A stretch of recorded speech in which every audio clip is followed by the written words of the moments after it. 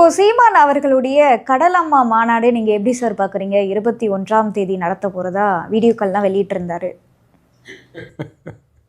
இல்ல கடலம்மா அப்படின்னா அந்த கடல் தாய் கொடுப்பதில் மீன் மட்டும் இல்ல ஆமைகளும் இருக்கின்றது. ஏன் எச்சரிக்கிறீங்க?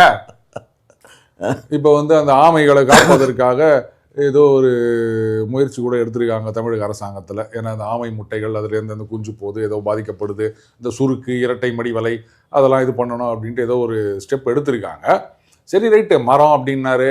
நம்ம ஏற்கனவே பேசணும், ஞாபகம் இருக்கான்னு. கடல் ஓகே, மரம் ஓகே, நிலம் ஓகே, நாளைக்கு நெருப்புன்ட்டிங்கன்னா அதை எங்கே போய் தேடுறது?